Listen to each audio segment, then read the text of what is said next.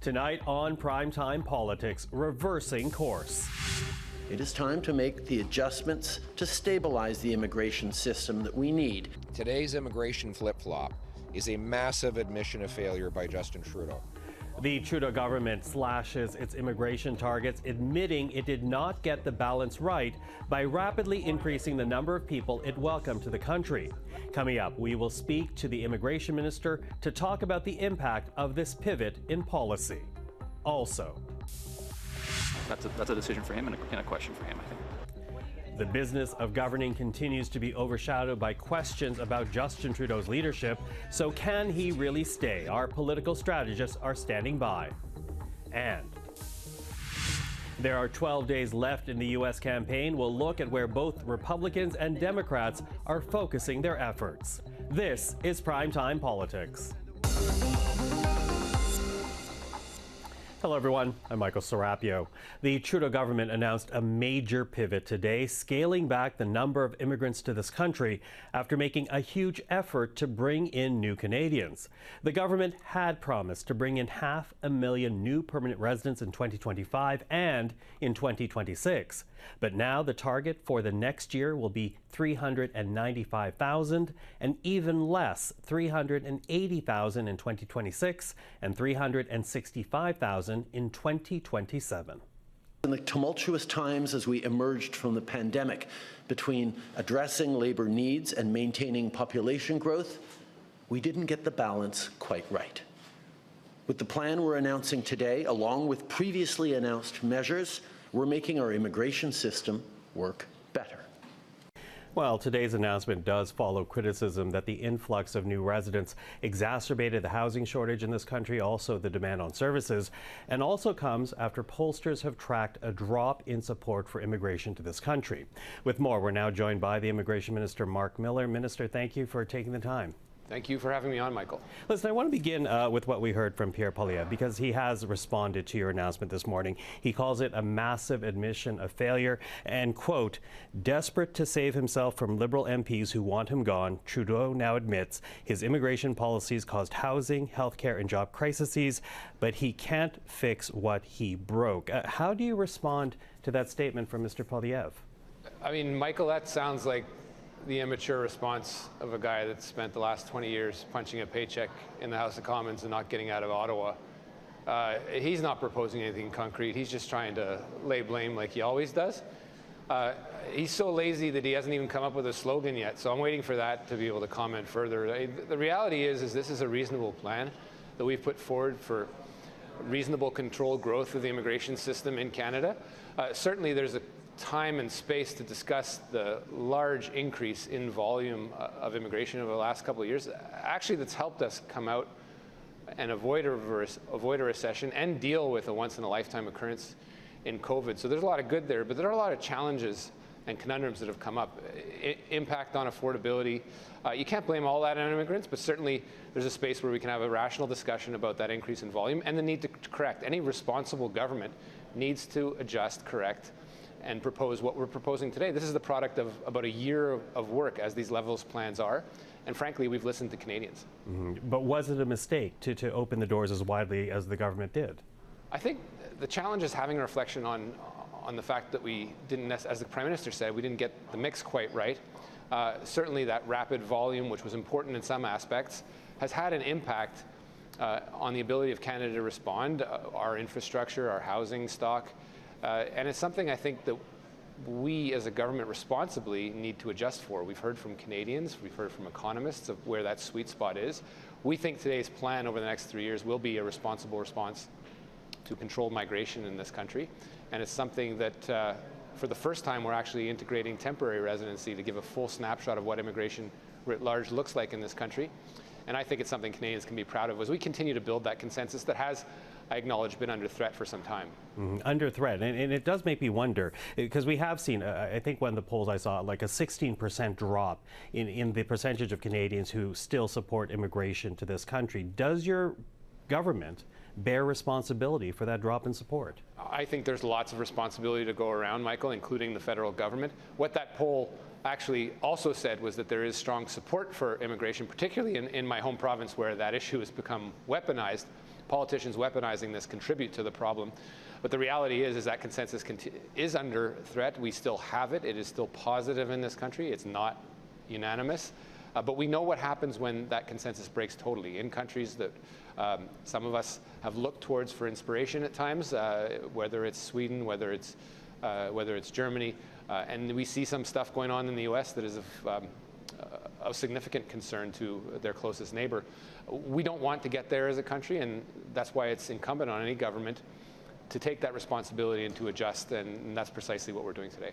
Now, we're talking about addressing a miscalculation, but I'm wondering if what is being pursued today will create another miscalculation of its own, because Canada still relies on new Canadians to fill critical jobs in healthcare, construction, other sectors.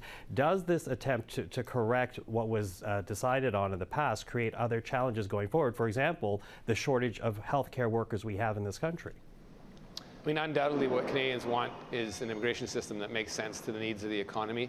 And that's precisely what we'll have to continue to do, whether it's in construction, where there's a net need from people coming from the exterior, or in the healthcare system, where there is that same need. We'll have to continually adjust for that. We think this particular plan is reasonable, and we'll have space to make sure that we prioritize temporary residents that do have that skill set, that come in, have perhaps been here for 3 years, gotten an education, have that beginning of integration, don't have the same pressure that someone coming immediately from abroad would have on the housing stock. That's something that we'll be looking on and looking at and continue to look at to make sure that it works, particularly in sectors where there will be needs. Let's not be shy in saying that there are sectors of the economy where we still will have to bring people from abroad because we can't train them up in the time we need them for currently. And that's the constant challenge that the governments face with matching supply and demand. But we also can't let industry, let businesses, let universities and colleges run wild at an open trough. It has to be regulated and properly managed by the federal government. Mm-hmm. Now, one of the big arguments for more immigration to this country is Canada's low fertility rate. It has one of the lowest fertility rates in the world. We have this large cohort approaching retirement, are retiring right now. Do we need to be worried with the government cutting the number of people being allowed into this country? Do we need to be worried about the sustainability of social programs like CPP? Well, I think immigration is a very important response to the phenomenon that other countries like us are facing. The higher age workforce, aging out of people, retiree ratio to people working 7 to 1 when I was born, now closer to 3 to 1. The fertility rate is something that I think we perhaps have to have a conversation on. It isn't up to immigration to fully address that. We need to create conditions in this country, whether it's affordable daycare, whether it's the child family benefit, where it is not as expensive to raise a number of children. That is something I think that we need to have a continual conversation on, and immigration can't fix that entirely, but it is one of the tools that we can have to address it. Mm-hmm. You know, before we're done, Minister, I do have to ask the question, because we can't ignore the fact that at the end of your news conference today, the questions asked of the Prime Minister were about his future as Liberal leader, not so much about your policy change, which makes me wonder, is Mr. Trudeau's leadership now a distraction for your government? I think it's a distraction to who we need to be focusing on, which is Pierre Poilievre and the current iteration of the Conservative Party, which is extremely toxic, and I think fundamentally, if elected, would be destructive to Canada. Canadians are starting to realize that. He's not only an unqualified, unpleasant character, he's starting to roll out policies and points of views that we've seen him take in the past over the last 20 years of his incessant talking in the House of Commons about what he would do to this country. Canadians need to focus a little more intensely on that, and every minute spent on sort of this internal Liberal stuff is a minute that we're not spending focusing on the real threat that is Pierre Poilievre, and that's where my sights are solely focused on. But you are a friend of the Prime Minister. What about Liberals who are disaffected with the Prime Minister? Can you convince them of that? Look, Michael, over the past 40 years, I don't talk about this too publicly, but no one's had more fights with the Prime Minister than I have, but they've always been to his face and quite frank. Have I been right all the time? No. Has he been right all the time? No. But I think that relationship is one that I certainly value and feel is important. And I do feel that my colleagues that decided to serve with them in 2015, particularly when we were in third place, owe it to him to talk to him to his face and tell him exactly what they think, and then we move on. If there's a line drawn, then they need to then act. At the same time, we need to put our differences aside and move on to what the greater threat is. What I heard yesterday, and I have been tough on my colleagues because I'm upset at how it leaked and how there was a lot of talking behind people's backs. But I will give them the credit of having spoken quite honestly and frankly, not that I will talk about it on TV, to him yesterday, and I think for that they deserve credit. And I think we are all focused on making sure that Pierre Poilievre does not become the next Prime Minister candidate. Marc Miller, always appreciate the time. Thank you for this. Thank you, Michael. So, a major policy announcement today from the government, but despite that, questions still remain about the Prime Minister himself. Yesterday, a meeting of the Liberal caucus exposing the depth of discontent with Justin Trudeau's leadership, and reportedly, dissident Liberals are giving him till Monday to step down or face unspecified consequences. In the Liberal Party, we talk amongst ourselves. We share our perspectives. We're open about our united desire to make sure that Pierre Poilievre doesn't get the chance to cut the programs and services that Canadians are relying on in this time of affordability crises. So yeah, we're going to continue to have great conversations about what is the best way to take on Pierre Poilievre in the next election. But that'll happen with me as leader going into the next election. So that was the Prime Minister this morning, which inspired these responses from some of the Liberal MPs who think it is time for Justin Trudeau to step down. Did the Prime Minister take enough time to decide on whether he should stay or go? Do you feel he took enough time to reflect? No, I don't. But I don't think that he felt that he needed to reflect at all. I think his mind was made up. What do you make of that? Disappointing. You know, I'm not surprised that the Prime Minister said that. I mean, if he would have said anything else, you probably would be a lame duck Prime Minister. Disappointed. I expected him to reflect, or we expected him to reflect for the weekend. I mean, it was kind of given a date of October 28th to come back to the group with an answer, and that's a pretty quick response. I think he needs more reflection. Do you think he can carry on, though? Do you think a leader can go into an election with 24 members of his caucus saying he's not the right guy for the job? Look, I think ultimately it's the Prime Minister's decision, and so that's a decision for him and a question for him, I think. Well, to talk about this, we're now joined by our political strategist. George Soule is a former NDP strategist, now principal at Syntax Strategic. Hogan also joins us today, conservative digital strategist and principal at GT & Company. And in Toronto, Sharan, a former Liberal strategist, now partner at Sovereign Advisory. Hello to the three of you. Hello. So there we have it. The Prime Minister saying this morning he will once again reiterating he's going to lead the Liberal Party in the next election. But, you know, given that the knives are already out for him, can he really stay cool? Yeah, I don't think when your lack of popularity is so widespread that it, contains your own caucus, that's a problem. I don't think that, over time, we're going to see Trudeau really switch gears here. And I think that, the party is just in a totally different gear altogether. I think that, Liberals kind of did this to themselves. Trudeau was elected to the party with 80% of the vote. He was also, the Liberal caucus members voted to not give themselves the ability to trigger leadership reviews under the Reform Act. So they don't have that. They have no mechanism under which to hold him to account. And they gave the famous guy complete power of the party without any political recourse if things went sideways. Now they have, and this is their own fault, and they have to dance with the one that brought them. Okay, what do you say, George? Well, I think even beyond what's going on in the caucus, the party itself. I mean, in 2015, I think a quick glance would say that Justin Trudeau saved the Liberal Party. But really what he did is he picked up the empty shell and turned it into the Justin Trudeau Party. So even beyond no rules within the caucus, no one really knows what the rules are for the party. They don't have real membership anymore, so it's a fan club by design. So the structures are missing for how to replace him. And besides that, how do you replace Justin Trudeau in what is essentially the Justin Trudeau Party? So I think those are the challenges these caucus members are really facing. And the biggest problem for them, I think, right now, and the biggest saving grace for Justin Trudeau, is that nobody has a plan. Right, so if you're going to try to overthrow the leader, great, but what's next? And they haven't presented that at all, and that's I think what's letting him hold on. Mm-hmm. Sharon, what do you think? I mean, the knives are out. Can Justin Trudeau stay at the helm of the Liberal Party?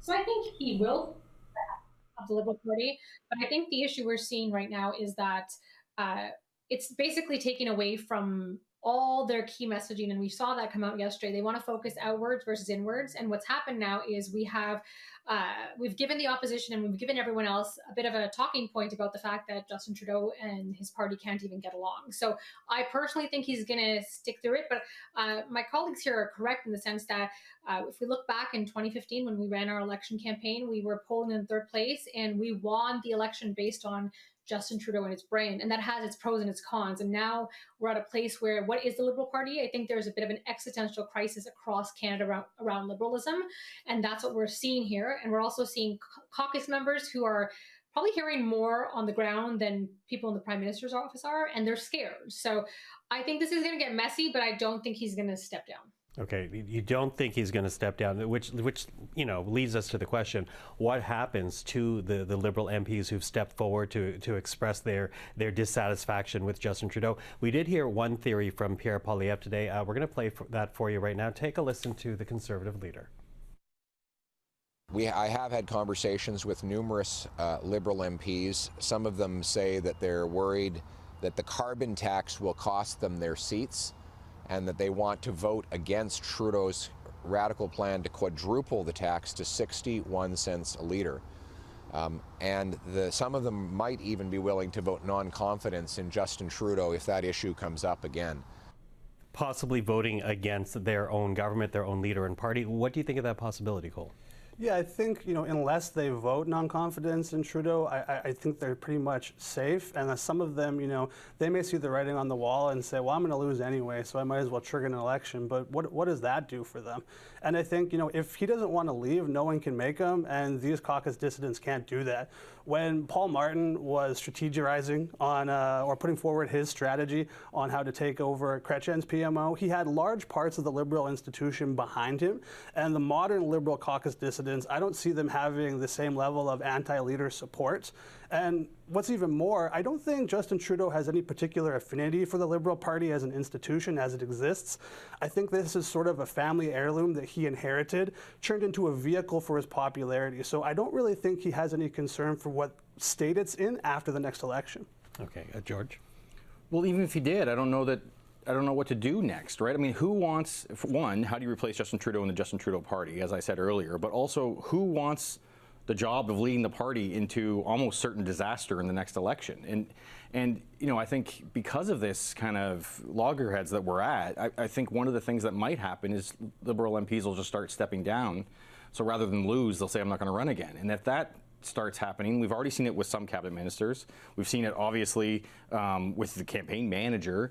If Trudeau starts losing a ton of his incumbent MPs, it's just going to make things worse and worse for him, and who knows how you rebuild the Liberal Party from there. I mean, obviously there are some people waiting in the wings that want to run later, but I don't see why, Melanie Joly or any of the others who are Minister Champagne would want to lead a party in the current state it's in. So they're kind of stuck in this place of where to go next, and I think it's a problem they've made for themselves. And I think one of the bigger problems is the longer this lasts, it becomes a problem on the world stage too.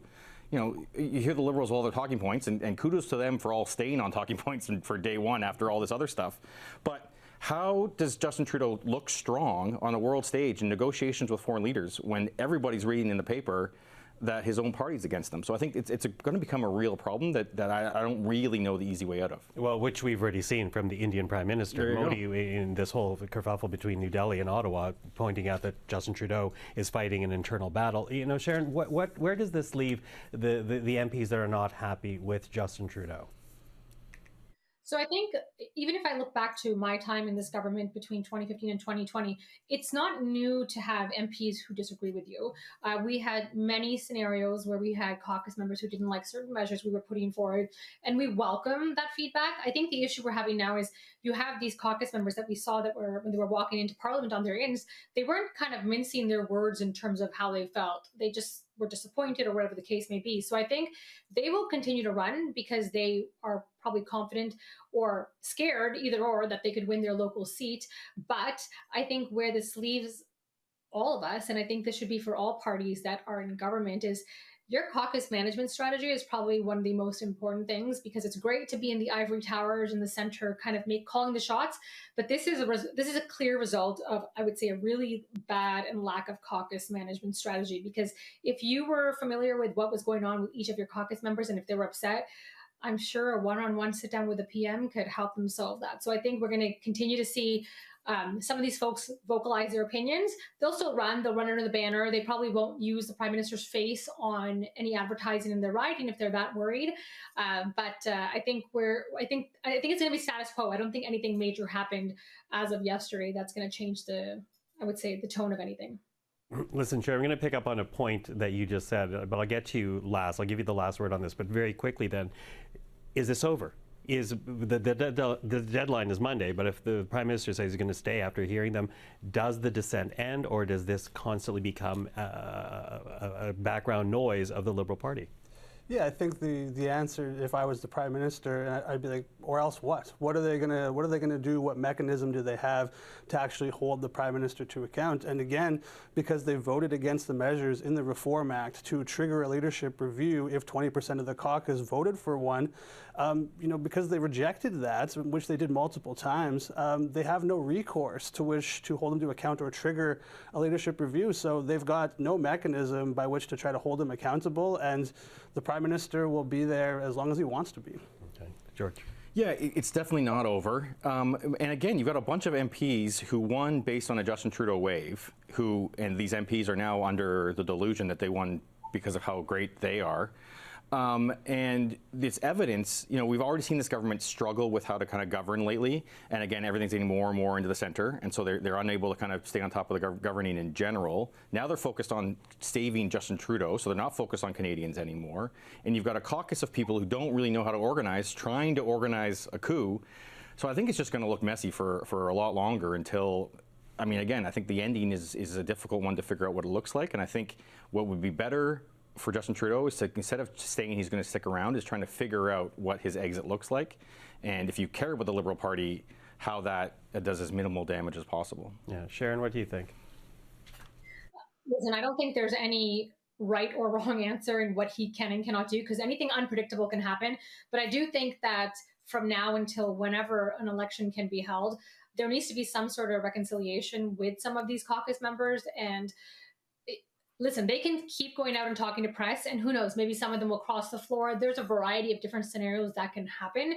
And for all we know, Pierre Poilievre could be kind of stretching the truth in terms of how many caucus members from the Liberals have talked to him. There's a variety of different things that can happen. But I would say if I were in the Prime Minister's office, I would try to find a mea culpa here in saying, listen, I hear you. I think we messed up in some ways and your concerns are valid. How do I bring you onto the team? How do we change the tone here?